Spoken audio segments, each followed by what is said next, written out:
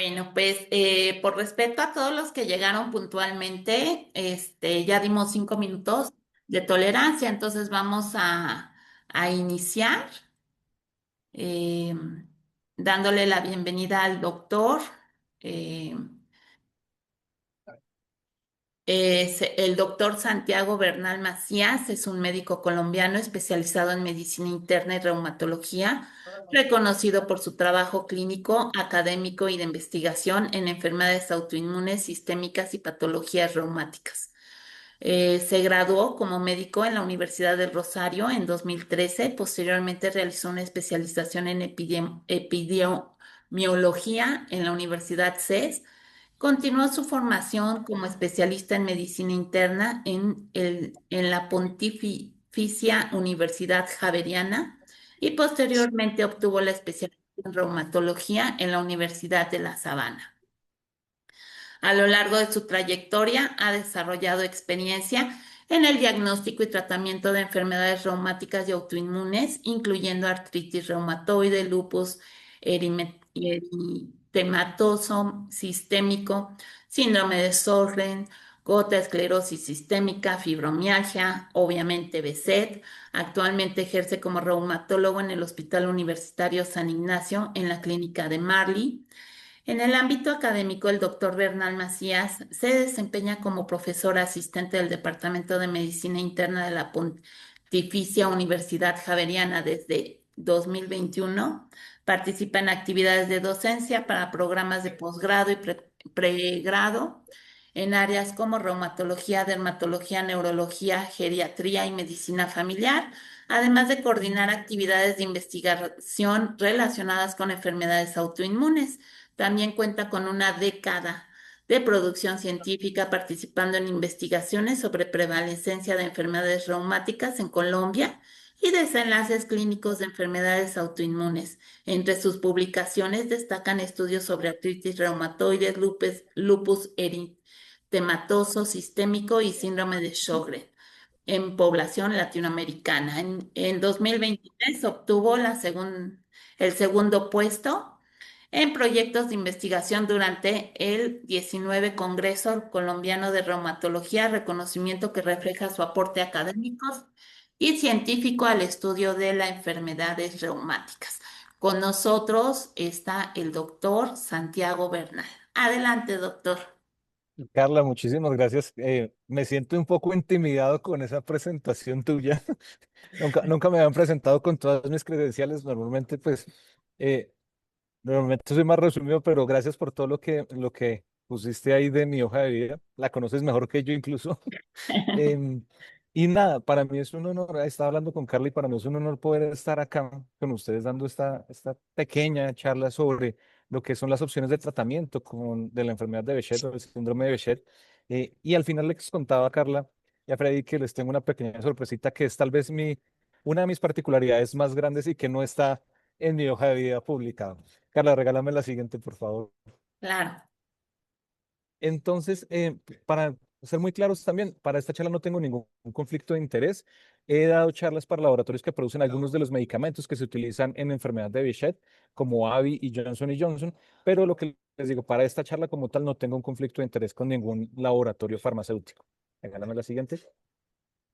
Entonces, cuando hablamos de enfermedad de del síndrome de Behçet, digamos que lo primero es, pues, ustedes lo sabrán mucho porque lo viven en primera persona, pero es una enfermedad inflamatoria crónica que tiene una particularidad y es que suele tener un comportamiento que se prende y se apaga a lo largo del tiempo y hay cosas que lo generan esos brotes de actividad y en algunos casos se puede lograr estar en estados de remisión espontáneamente. No es lo más común, pero es una enfermedad que puede tener ese comportamiento como muchas de las enfermedades autoinmunes.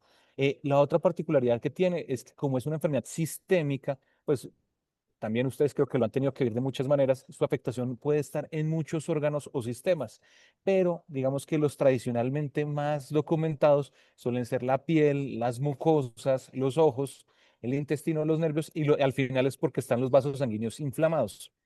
Eh, Como se los ponía acá, es una analogía que en general tienen la mayoría de las enfermedades autoinmunes y autoinflamatorias, es que es que el sistema de alarma de la casa de ustedes funciona mal y se dispara sin ningún motivo.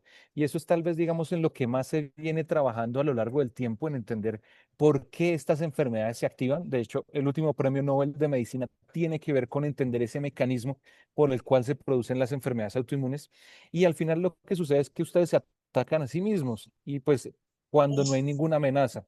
Entonces, el objetivo del tratamiento siempre es tratar de calibrar esa alarma para calmarla y desafortunadamente, si bien no tiene cura, cada vez hay más opciones de tratamiento que lo llevan a uno a un estado que es la remisión, pero pues con medicamentos. Regálame la siguiente. Entonces, en eso digamos que es importante y hay una cosa excelente y es que el año pasado, por fin, volvió a haber una nueva actualización de las recomendaciones del tratamiento por parte de la Liga Europea de Reumatología. La anterior actualización de la Guía Europea era del 2018, o sea, tuvimos un bache grande hasta ver una actualización, porque digamos que en otras enfermedades como artritis reumatoide, lupus y demás, casi siempre las vemos que se van actualizando rápidamente, pero acá se habían demorado bastante y digamos que en general se han dado cuenta que tanto la Liga Europea como el Colegio Americano de Reumatología son los que más mandan la parada en el tratamiento de las enfermedades reumáticas. Y hay una cosa interesante, es que el grupo europeo recogió 5 principios grandes, y es ojo, entender que la enfermedad es de brotes y de periodos de remisión. Y por lo tanto, lo que siempre debemos buscar los médicos es prevenir que con un brote se dañe algún órgano o quede una secuela. Entonces, ese es el primer objetivo. Lo segundo, el tratamiento debe buscar también mejorar o sea, el funcionamiento de los órganos y evitar pues, el deterioro en la calidad de vida, que se requiere un seguimiento continuo por parte de los médicos. Esto no es de que yo lo diagnostico y ya no lo vuelvo a ver al paciente, ¿listo? Que el tratamiento debe ser también personalizado teniendo en cuenta la edad, el sexo, qué partes del cuerpo se han visto afectadas, su ubicación geográfica y demás para lograr que las personas tengan el tratamiento indicado y que muchas veces es fundamental el tratamiento multidisciplinario. Carlos me lo decía hace un momento, que hay muchos médicos que incluso se conectan es porque ni siquiera conocen de la enfermedad y demás. Entonces, por eso es importante uno tener un trabajo articulado con oftalmólogos, neurólogos, gastroenterólogos, dermatólogos, entre otros. Perdón. Y de hecho eso es parte, digamos, de la riqueza en la que sí puedo decir que tengo en mi hospital y es que normalmente tenemos juntas periódicamente con todas estas especialidades discutiendo casos de lo que ustedes se puedan imaginar. Entonces, es al final, eso es lo más importante y es poder tener ese trabajo mancomunado, pero alrededor del paciente. Y eso es parte, digamos, del tratamiento fundamental que debe ir. Regálame la siguiente. Por favor, cierren sus micrófonos. Entonces, ¿cómo funcionan los tratamientos? Y esto es, digamos que en general ha sido una escala que se ha ido creando, ¿listo? Y se los dejo en una analogía pirámide, es porque uno siempre arranca por el escalón más bajo y se va subiendo si es necesario. Que a veces suele pasar mucho es que uno, la pregunta que a veces uno surge es ¿por qué no estoy con tal medicamento que es más potente? Y es porque precisamente no necesariamente se necesita escalar tan rápido, porque a su vez, entre más rápido se escala, también digamos que es mayor el estado de inmunosupresión que se genera en el cuerpo. Entonces, las medidas típicas es como lo más básico que hay, que es muchas veces para control sintomático, ¿listo? Luego está la colchicina, que es, digamos, como el siguiente escalón, y ya empiezan a entrar otros medicamentos como inmunosupresores o apremilas, que pueden estar azatioprina, metrotexato y demás, y ya están los biológicos. Que biológicos como tal no hace referencia a que sea un medicamento natural, sino son es medicamentos sintetizados, producidos en laboratorio y que tienen como tales que son anticuerpos, como los mismos que nos defienden de infecciones cuando nos ponen vacunas. Y estos normalmente se utilizan cuando hay una afectación grave de algún órgano o un sistema o porque los demás escalones previamente no han sido suficientes para controlar la enfermedad. Entonces, lo que pasa es que a veces para uno poder ir saltando de uno a otro de estos escalones se requiere tiempo. Uno. Y lo segundo que es fundamental para poder uno escalar es también bien que los pacientes están recibiendo el tratamiento, porque a veces, y se los digo con franqueza, a mí me pasa mucho en el hospital con mis pacientes, es que a veces los seguros no entregan el medicamento. Entonces, no es la falla del medicamento y por lo tanto que tenga que subir, sino es que mi paciente sigue activo es porque no está recibiendo el tratamiento.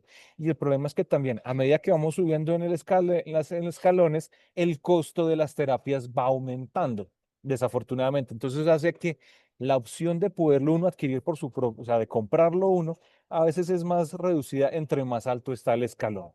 Entonces, vamos para la siguiente. Entonces, Hay una cosa interesante y es que todas las guías lo vienen organizando y es que la opción de tratamiento no es la misma dependiendo del órgano afectado.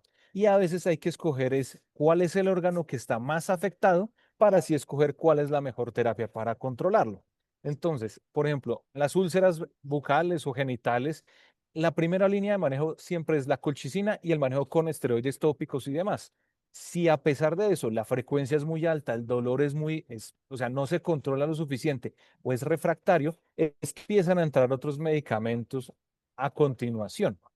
Los ojos, que su manifestación principal es la uveitis, y Carla me lo dijo muy bonito, es una gran simuladora, sí, el Behçet en los ojos es, mejor dicho, el diagnóstico diferencial por excelencia de cualquier causa de uveitis, ¿listo? Siempre el manejo es un inmunosupresor, y el de entrada casi siempre suele ser es metrotexato, porque es el que tiene la mejor evidencia para controlar el ojo. Y en casos en los que el metrotexato no controla la enfermedad, es que entra biológicos como por ejemplo infliximab. Esto es, digamos, dependiendo de la guía que dejan uno u otro como primera línea. Cuando los vasos sanguíneos están inflamados, que por ejemplo uno tiene una aortitis o hay signos de vasculitis, entran los glucocorticoides con un biológico y en algunos casos también se pueden utilizar anticoagulantes, que no son medicamentos inmunosupresores, pero ayudan a prevenir, por ejemplo, las trombosis. ¿Listo? Una manifestación extremadamente grave y delicada que puede tener esta enfermedad es la parte neurológica. ¿Listo? Y entonces por eso es que entran los glucocorticoides rápidamente también ahí, porque hay una cosa en especial. Los glucocorticoides pueden ser muy malos por sus efectos adversos, pero no hay medicamento que actúe tan rápido como un glucocorticoide.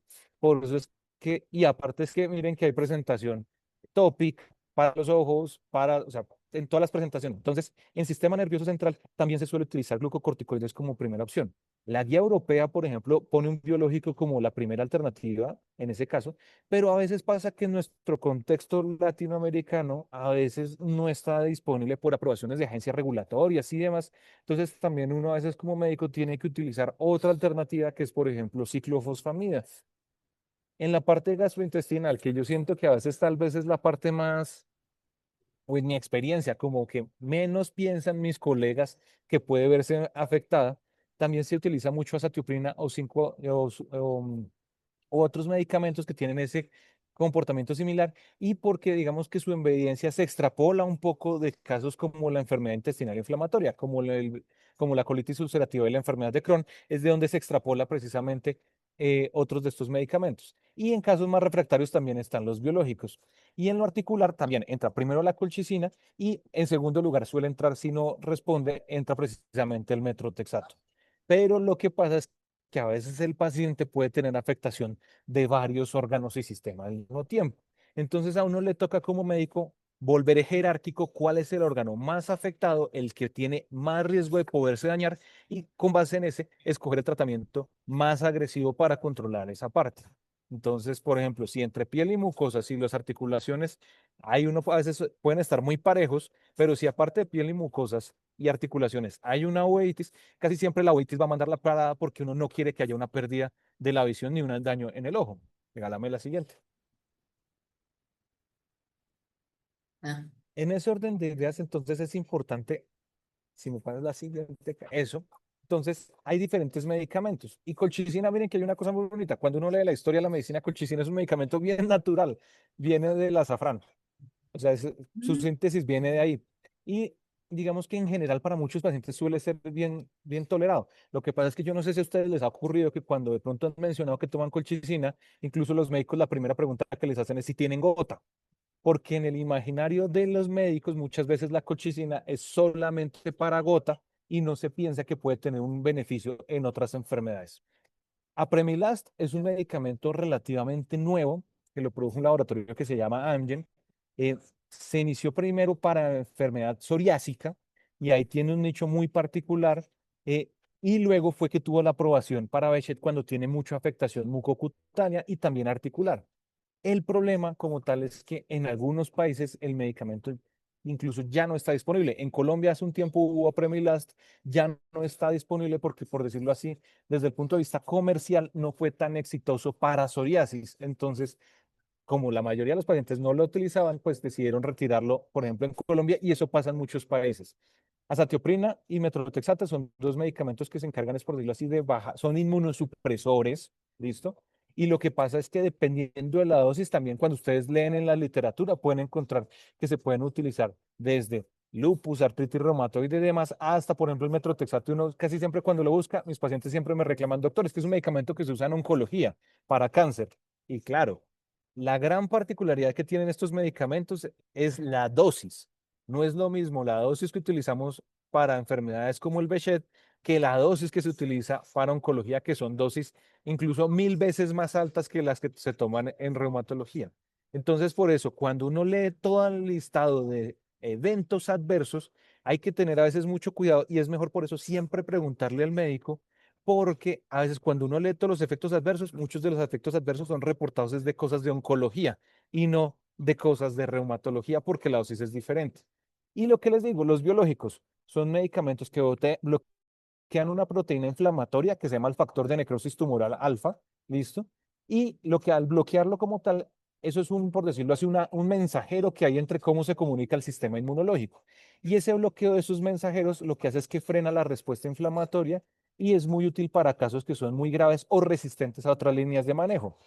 ¿Qué tienen de particular estos dos medicamentos, por ejemplo?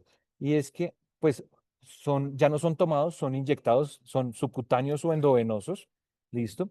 Y en algunos casos, por ejemplo, infliximab puede hacer uno algo de alergia al medicamento. Entonces, por eso es que eso tiene su particularidad de aplicación, pero, como les decía, son los inmunosupresores más potentes, por lo tanto, uno tiene que tener mucho cuidado y siempre hay unas paradas de seguridad que de pronto a algunos de ustedes les ha tocado y es que les piden exámenes de VIH, hepatitis B, hepatitis C, sífilis, tuberculosis, porque es una parada de seguridad, porque no se puede poner uno en riesgo, que, o sea, que el remedio sea peor que la enfermedad.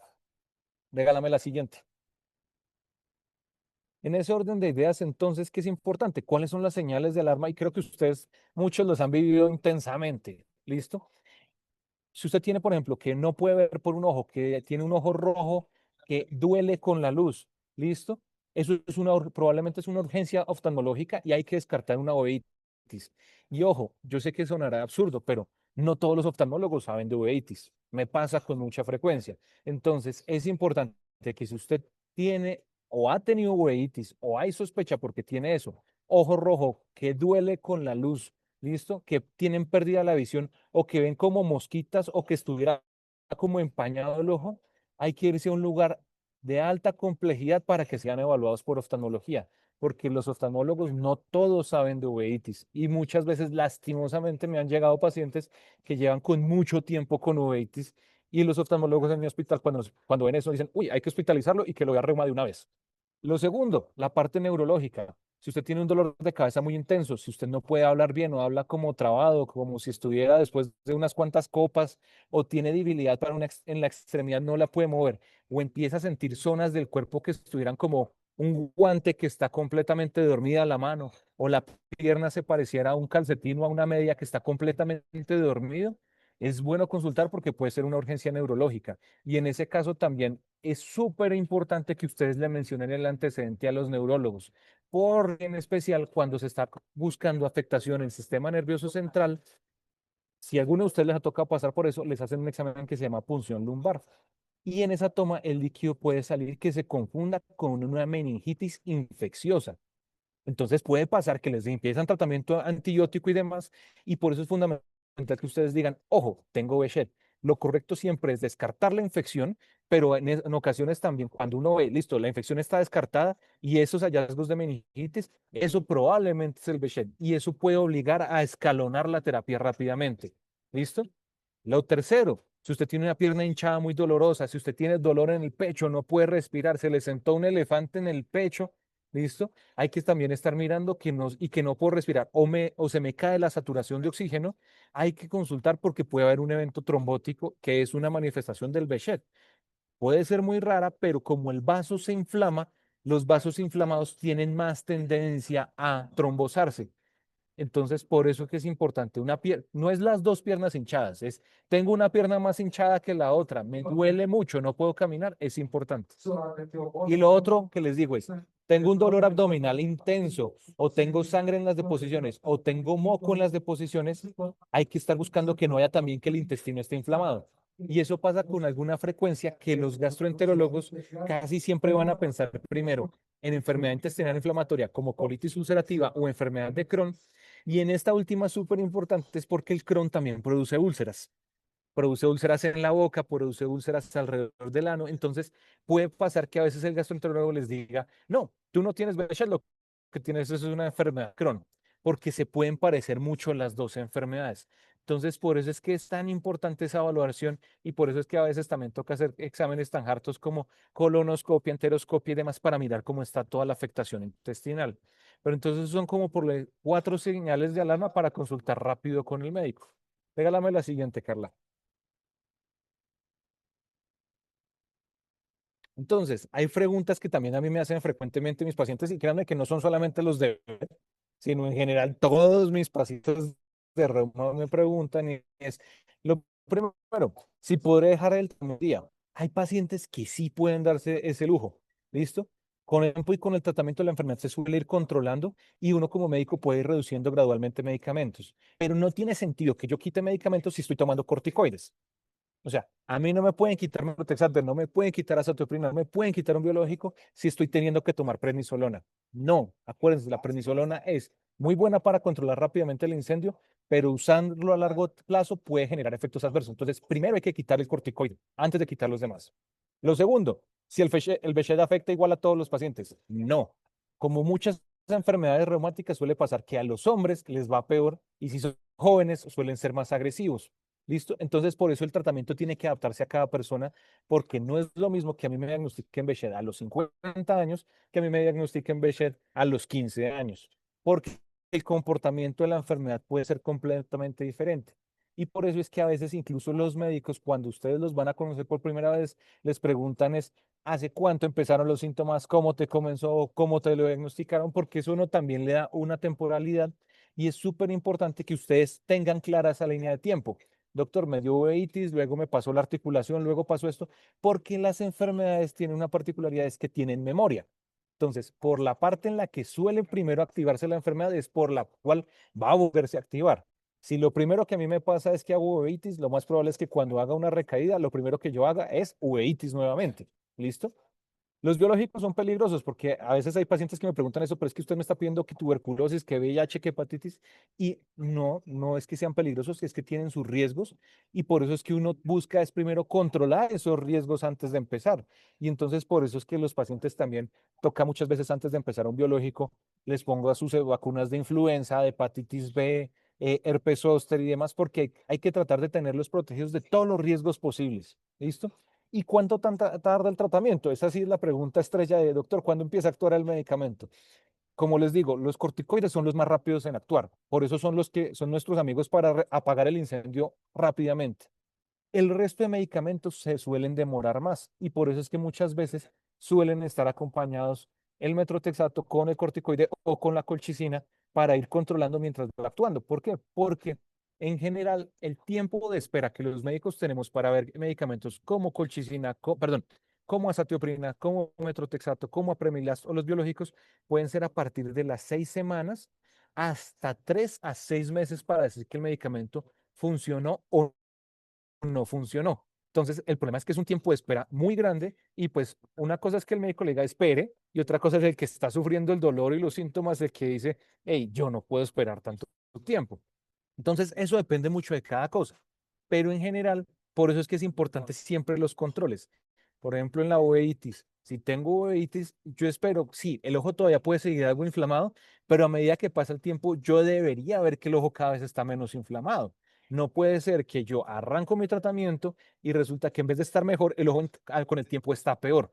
Entonces, ahí es cuando uno a veces como médico le toca decir mucho más rápido, hey, han pasado 2, 3 meses, el paciente en vez de estar mejor, cada vez está peor o está teniendo que consumir más corticoides para controlar la enfermedad, toca hacer un cambio rápidamente o combinar más medicamentos. ¿Listo? La siguiente. Entonces, ¿cuáles son partes de los consejos para el día a día de ustedes? Tomen el tratamiento que se encuentre bien, porque también es previene el daño que suele ser silencioso. En Colombia hay un refrán que solemos decir es que la procesión va por dentro. Entonces, usted puede, lo que decía Carla, es que a veces se ven bien, que no se les ve nada. pero el problema es que el malestar, el dolor abdominal, o sea, los síntomas a veces están, lo que pasa es que no se ven.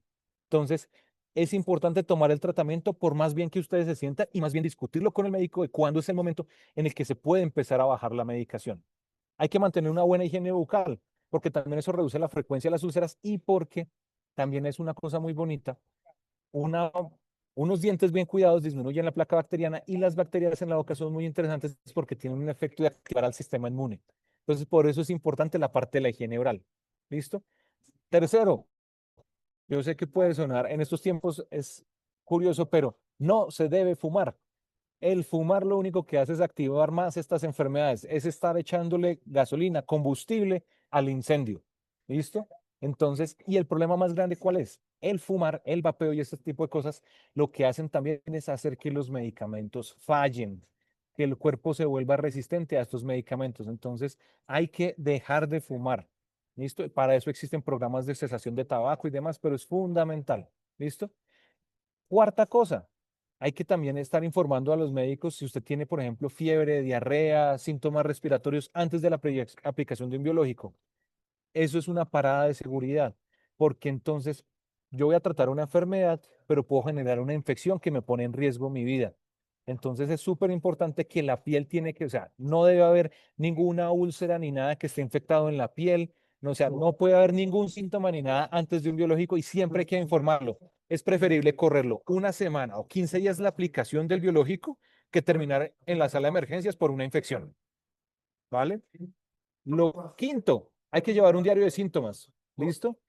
El problema es que a todos como personas normales se nos olvidan a veces las cosas. Y el problema es que yo, por ejemplo, a mis pacientes con Behçet les pregunto, ¿cada cuánto te salen las úlceras? Uy, doctor, muy seguido. ¿Qué es muy seguido? Cuando yo te conocí, te daban úlceras cada 2, 3 días.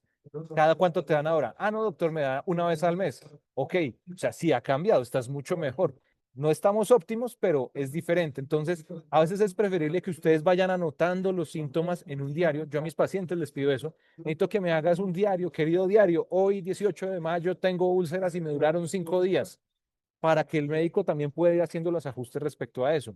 O, querido, o llevo 5 días con diarrea, con moco y con sangre. ¿Listo? Lo otro, hay que preguntarle activamente a los médicos sobre las vacunas. Los médicos de adultos también debemos vacunar a nuestros pacientes adultos. Y tener una enfermedad autoinmune y estar con inmunosupresores no es una contraindicación absoluta. Lo que pasa es que a veces toca hacer unos ajustes en la vacunación, pero las vacunas previenen complicaciones infecciosas que pueden producirse por estar inmunosuprimidos. Entonces, por eso es tan importante la vacunación, pero también, por ejemplo, en el caso de influenza, estar con tapabocas, el buen lavado de manos, o sea, aparte de las medidas que aprendimos con el COVID, no son solamente para el COVID, sino se deben replicar en el día a día. Regálame la siguiente, Carla. Entonces, recuerden lo más importante, el Behçet se puede controlar, ¿listo? La clave es que hay que contar con el tratamiento adecuado y con el equipo médico que lo entienda, ¿listo? Para que ustedes puedan tener la vida lo más plena y activa posible, ¿listo?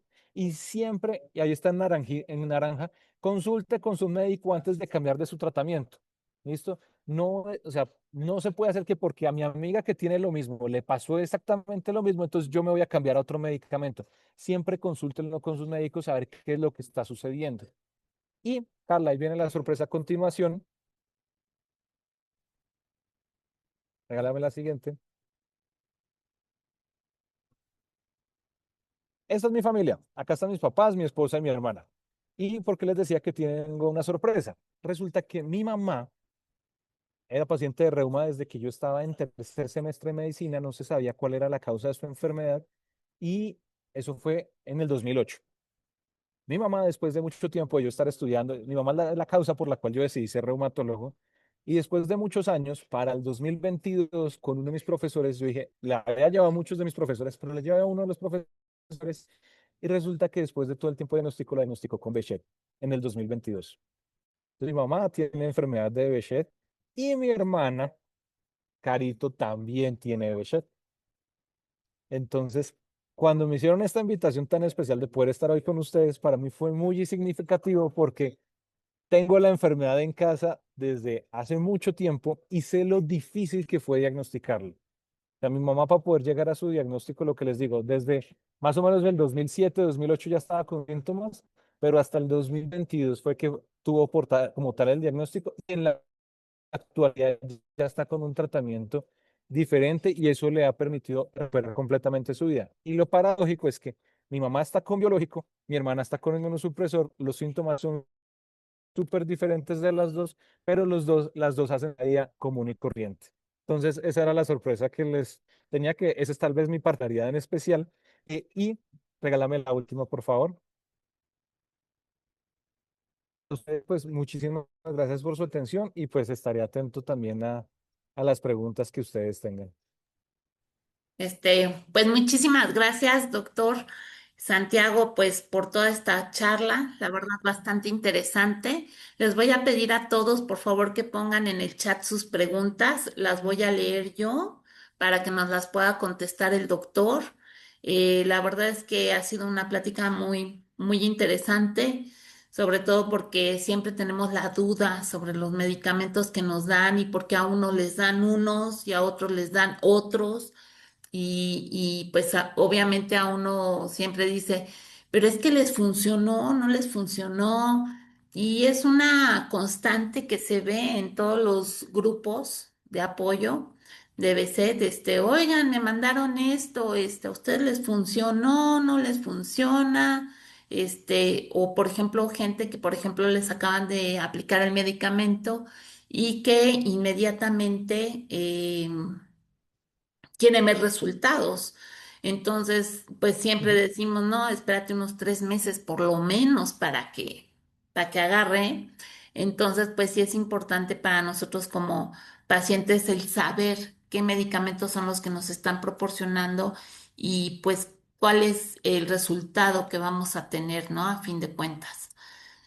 Este, Mira, aquí tengo la primera, dice Alegría Donoso, nos dice, a mi hermana le diagnosticaron BESET como a mí, pero ella le ataca las articulaciones, específicamente las rodillas.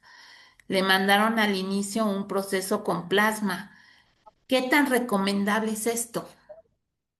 Pues mira, la primera parte de la pregunta, plasma rico en plaquetas, por ejemplo, la evidencia y de hecho las recomendaciones no lo ponen como la primera opción en pacientes con ninguna enfermedad autoinmune, o sea, no solo Behçet, ni con artritis reumatoide, ni con espondiloartritis, o sea, no es la primera opción de tratamiento.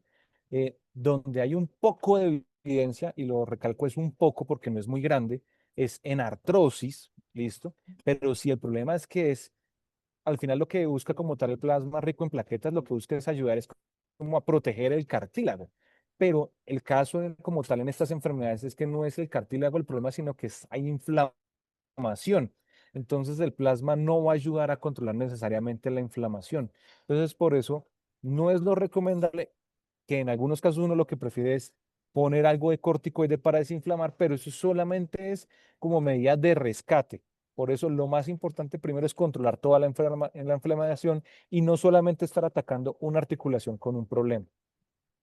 Muchas gracias. También comenta, y tomando en cuenta que ambas tenemos la enfermedad, ¿significa que esto es genético? Ay, qué pregunta tan compleja. Yo creo que todos ustedes se han dado cuenta que por ejemplo, Behçet tiene una alta asociación con un gen que se llama el HLA-B51. Así Hay es. una asociación, pero tener B51 no significa que yo vaya a tener la enfermedad, primero. Y lo segundo es que si fuera así, todos en la familia deberían tener la misma enfermedad. Entonces, este es un caso en el que nosotros como médicos llamamos que es una enfermedad compleja. Compleja no es porque sea el tratamiento, no, sino en su origen es compleja porque hay una predisposición genética. No solamente es el HLA-B51, de hecho hay unos genes que se comparten también con enfermedad de Crohn, con psoriasis, comparten genes en común, ¿listo? Sino que también es la parte ambiental la que juega un papel fundamental. Entonces, por eso se ha visto que cosas como lo que les decía, el cigarrillo es un excelente disparador del sistema inmune. Lo que pasa es que muchos de mis pacientes me dicen, pero doctor, yo no fumo, ¿por qué me dio? Entonces ahí entran dos factores adicionales. Uno, cada vez hay mucha más relación en lo que tiene que ver en la parte del microbioma intestinal, o sea, esas bacterias que viven con nosotros tienen una relación súper interesante que todavía no terminamos de entender. ¿listo? Uno. Y dos, también tiene que ver mucho con la contaminación atmosférica. Entonces, ahí empiezan a jugar un montón de factores que lo que empiezan a hacer es que se empiece a aumentar las probabilidades de tener una enfermedad. Y entra también otra cosa adicional y es las infecciones por algunos virus. Los dos virus, por decirlo así, con más excelente, o sea, los típicos que están relacionados con enfermedades autoinmunes son el Epstein-Barr virus y el citomegalovirus. Y lo que ocasiona es que hacen que el sistema inmune se confunda y por eso es que empieza a generarse todo esto. Pero aún así hay muchos de ustedes que me podrían decir, ninguna de estas cosas la tengo como que yo sienta que eso es lo que me pasó a mí. Y entonces ahí es lo bonito, y eso creo que sí se van a dar cuenta muchos, y es que a muchos de ustedes todos los síntomas o el diagnóstico llegó después de un evento estresor, algo familiar, algo económico, algo sentimental. O sea, casi siempre viene a haber un evento estresor, que es, por decirlo así, la última gota que derramó la copa. Entonces, al final, por eso les digo, no es genético exclusivamente, sino es una enfermedad que tiene muchos factores que van jugando y que desafortunadamente en un momento se pierde ese freno y arranca la inflamación contra uno mismo. Muchas gracias, Doc. Este, aquí nos pregunta Freddy, ¿cuáles son sus recomendaciones para la etapa de remisión? Para poder llegar, me imagino, a la etapa de remisión.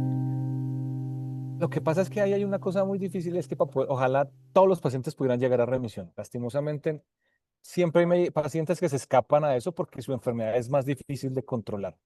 Pero cuando uno está buscando eso o uno quiere lograr la remisión, ¿qué les puedo decir como recomendaciones muy grandes? Uno, el ejercicio. Yo sé, a veces ustedes se sienten muy cansados, se sienten sin energía, pero el ejercicio tiene un efecto antiinflamatorio muy potente en el cuerpo. Lo que uno tiene que aprender es a escuchar su cuerpo y saber qué tanto ejercicio voy a hacer. Pero esa es una parte. Lo segundo, cuidado con el exceso de peso. Cada vez más se han dado cuenta que la obesidad tiene un efecto proinflamatorio en el cuerpo. ¿Listo? Y en la parte del intestino también, o sea, lo que comemos impacta mucho en ese estado inflamatorio. Entonces, cuidado con los alimentos ultraprocesados, con las cosas que tienen un montón de, no condimentos, sino que tienen un montón de aditivos y de colorantes y demás. Mucho cuidado con eso, todo más natural, ¿listo? Tercero, que es súper importante. Por eso no solamente es la parte de vacunación para influenza y el tapabocas y demás, es solamente es para que no se me complique el tratamiento, sino porque en estas enfermedades suele pasar con alguna frecuencia que las infecciones por virus son el desencadenante de un nuevo brote de la enfermedad. Entonces, por eso es que hay que cuidarse mucho con el cubrebocas, con la parte de vacunación, lavado de manos, lavar muy bien los alimentos para evitar que una infección en un estado en el que están vulnerables los pueda atacar y como tal eso desencadene una crisis de la enfermedad. Entonces eso. Y lo cuarto más importante es que por más bien que se sientan, no suspendan el medicamento, no suspendan los medicamentos. Siempre háblenlo con el médico. Propongan un plan de cómo se puede ir reduciendo de manera progresiva los medicamentos, pero nunca es buena idea que por más que yo esté en remisión, yo suspenda abruptamente la medicación. Ok, gracias, Doc. Aquí nos pregunta Javier, doctor, tengo BSET y colangitis esclerosante primaria y me encontraron un tumor neuroendocrino en el recto y además el vaso y el hígado están crecidos de tamaño. ¿Tiene alguna relación con el BSET? No, entonces, bueno, esta es una pregunta bien compleja. Entonces hay una cosa. Colangitis esclerosante primaria es una enfermedad autoinmune. Behçet también. Entonces, ustedes sí se han dado cuenta que a veces es frecuente que hay algunas enfermedades autoinmunes se vean más frecuentemente unas con otras. Entonces, eso es lo primero. La colangitis esclerosante como tal, y hay que tener mucho cuidado, es que puede generar, la parte de inflamación que genera puede hacer que se congestione el hígado y genere una congestión en todo el sistema venoso, y eso hace que empiecen a crecer de tamaño tanto el hígado como el vaso. La parte de los tumores, digamos que hasta el momento no se ha documentado como tal que solo por el simple hecho de yo tener una enfermedad autoinmune ya me vaya a dar algún tipo de cáncer y demás.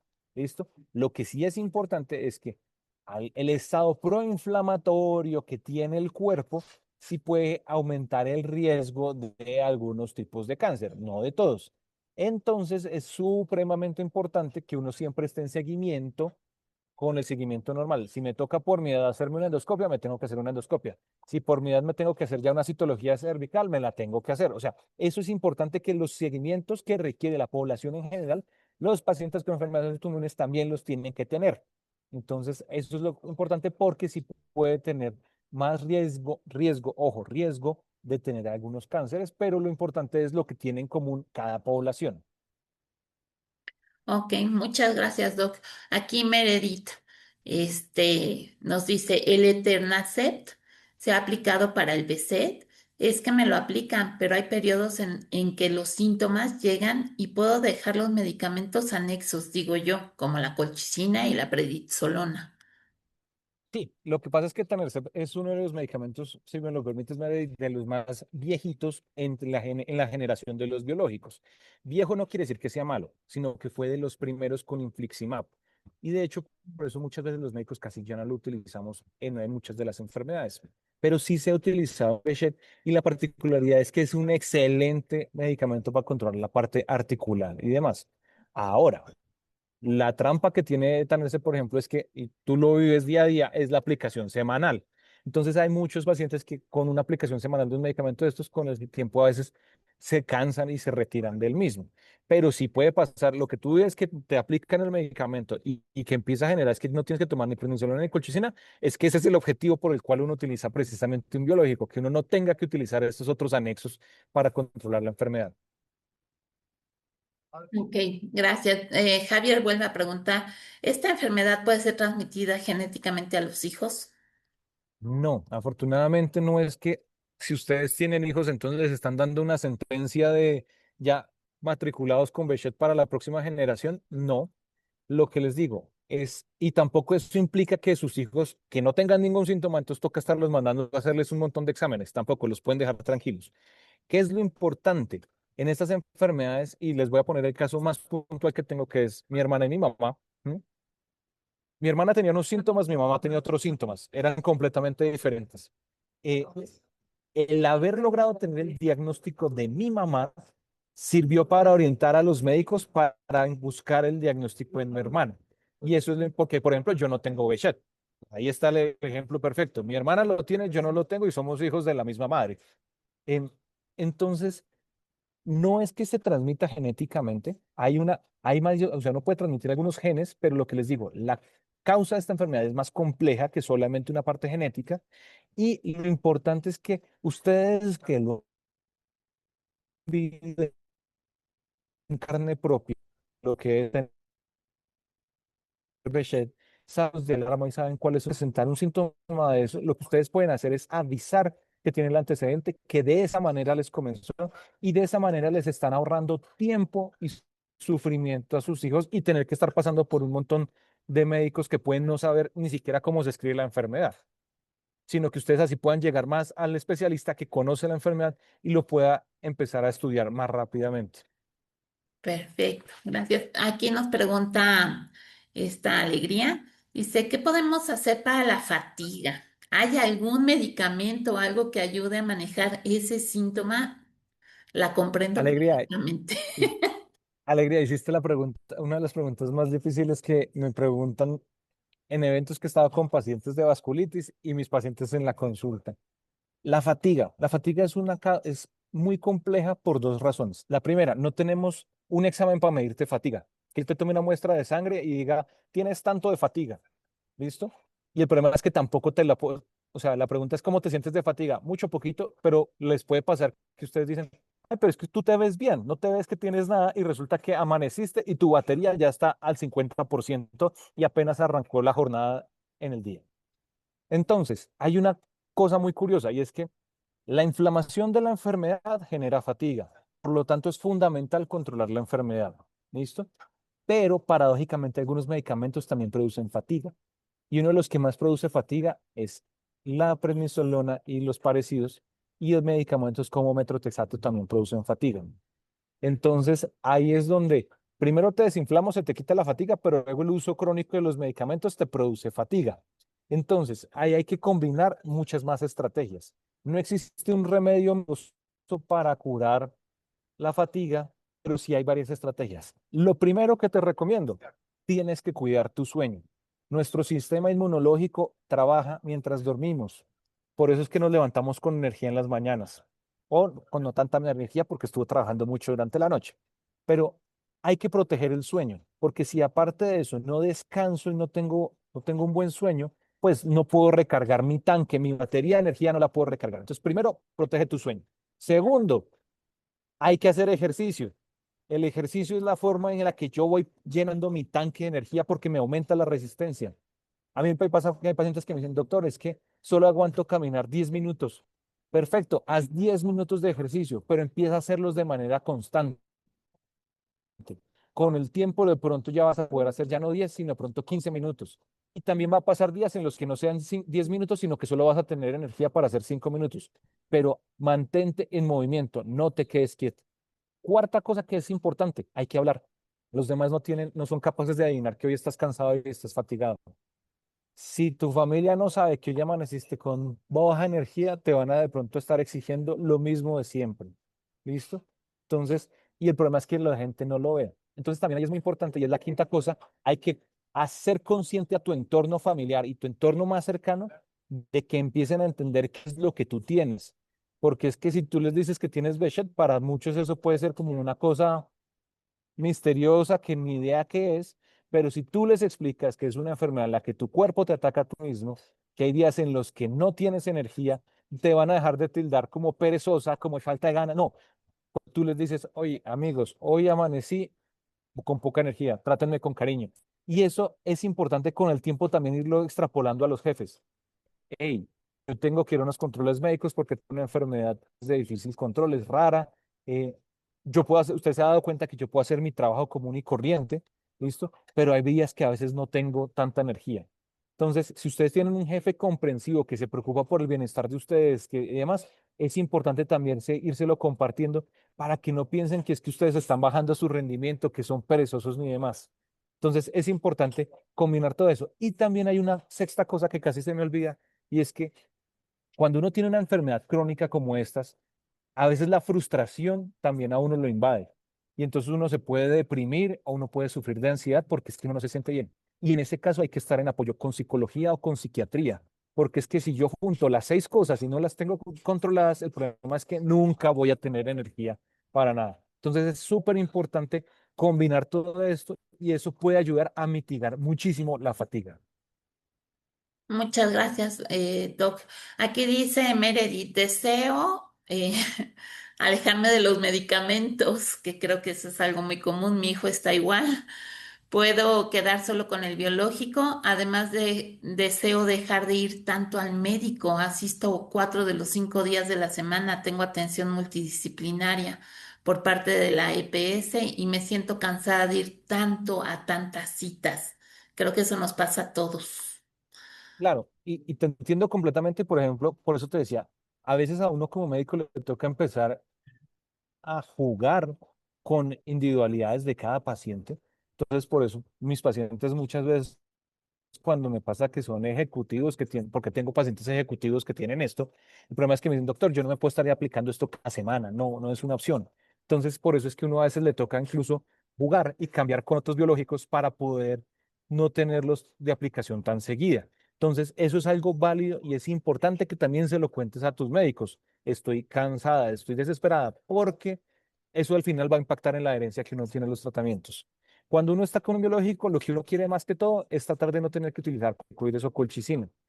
Metrotex, por ejemplo, porque a veces no lo quitamos a pesar de estar con biológico, porque el metrotexato ayuda a potenciar el efecto del biológico. Es una buena sinergia. Entonces, a veces no podemos quitarlo, pero lo que se puede hacer es, por ejemplo, es disminuir la dosis. También cuando uno está muy bien controlado la enfermedad, a veces lo que uno puede hablar con el médico es espaciar el intervalo de aplicaciones entre uno y otro medicamento. Entonces, hay medicamentos, por ejemplo, que son de aplicación quincenal.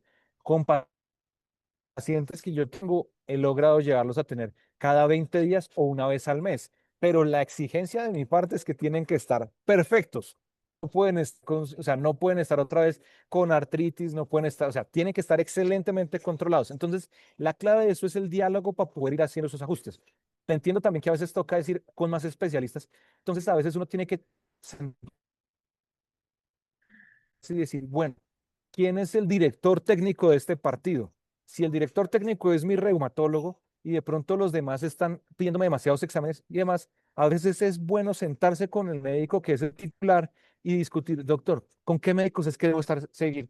porque a veces el problema es que uno se llena de muchos especialistas y eso fatiga, porque aparte no solamente es la parte administrativa y de ir al médico y demás, sino es la cantidad de exámenes que a uno le están tomando, porque cada médico me pide más exámenes y uno también se cansa de que lo estén chuzando. Entonces, por eso es importante a veces sentarse con un médico, el que tú sientas que es tu director técnico en este partido y que tú digas, bueno, quién es necesario que yo esté o con quién con quién ya puedo descansar o con quién disminuyo la frecuencia. Es fundamental hablar de eso. Ok, muchas gracias. Doc, una pregunta de mi parte. Eh, ¿Qué medicamentos son los que menos dañan al hígado y al riñón y cómo podemos protegerlo?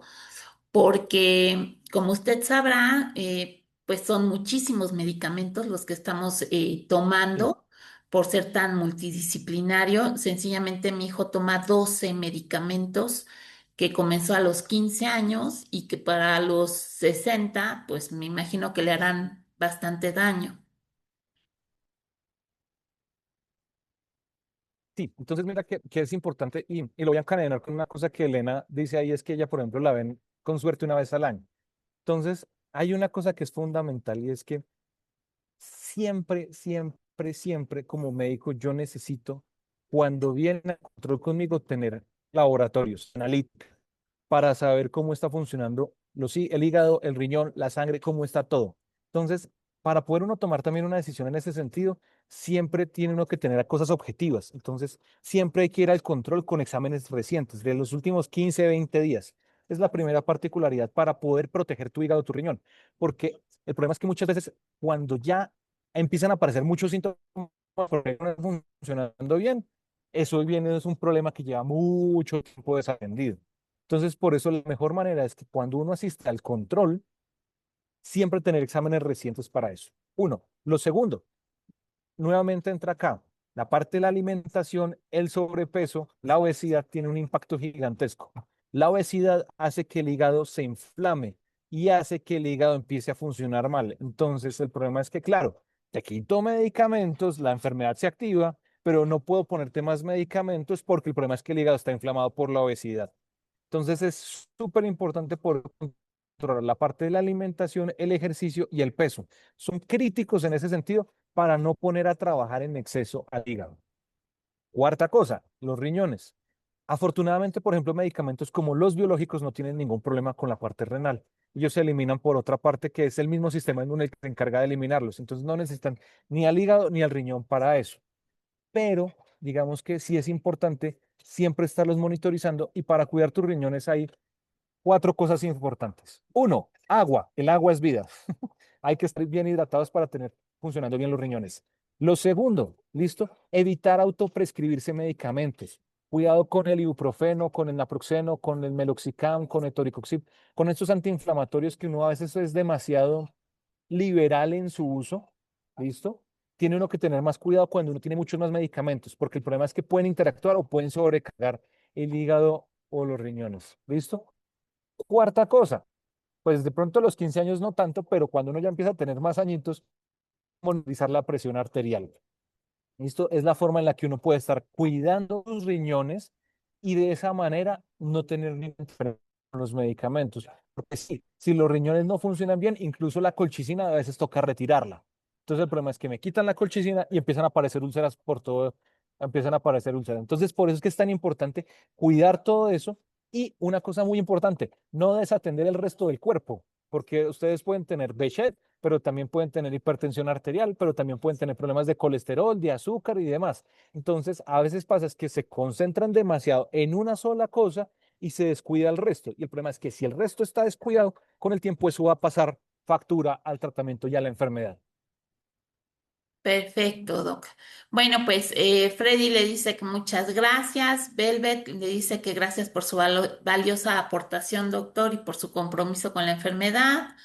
Lenita, pues bueno, nos dice que también muchísimas gracias por su muy buena exposición y le manda saludos desde Chile.